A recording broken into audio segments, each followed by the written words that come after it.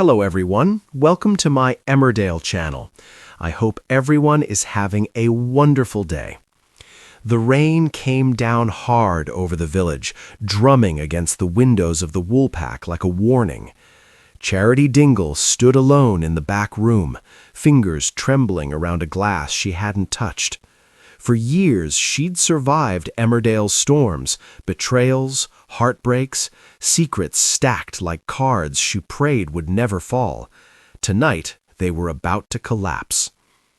Ross Barton watched from the doorway, his expression unreadable. Gone was the reckless swagger. In its place sat a quiet fury, sharpened by knowledge. He didn't slam the door or shout her name. He simply said, "You should have told me," and the words cut deeper than any accusation. Charity's darkest secret wasn't gossip or another messy affair. It was a choice she made years ago, one she buried to protect her family, to keep blood off innocent hands. When Ross uncovered it, the truth hit him like a freight train. Someone else had paid for her silence. Someone else had suffered so Charity could walk free. "I did it to save them," Charity whispered, eyes glistening. "I had no other way." Ross stepped closer, the air thick with tension. "You always say that," he replied, "but you never say who pays the price." Outside, thunder cracked. Inside, Charity's world narrowed to Ross's eyes, eyes that held her fate. He could go to the police. He could tell the village. He could destroy everything she loved with a single phone call. The power sat heavy in his hands, and he knew it. When Charity tried to leave, Ross blocked the door. Panic flared. For the first time in a long time, the queen of survival had nowhere to run. "Please," she said, the word breaking, "I'll do anything." Ross flinched.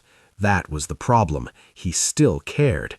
He remembered the nights she helped him up when he'd fallen, the times she fought his corner when no one else would.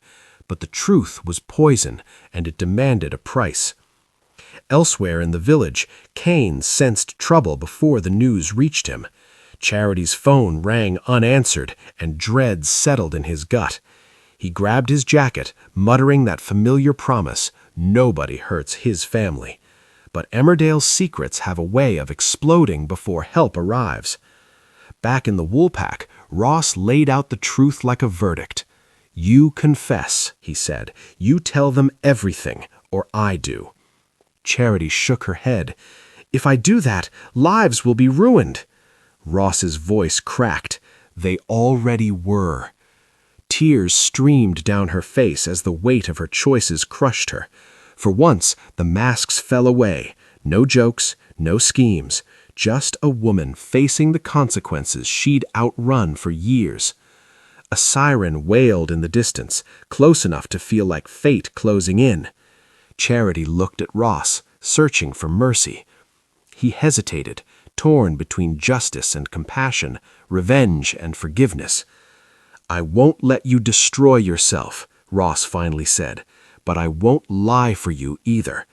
He stepped aside, opening the door. Freedom or reckoning waited on the other side. Charity walked out into the rain, shoulders squared, heart breaking.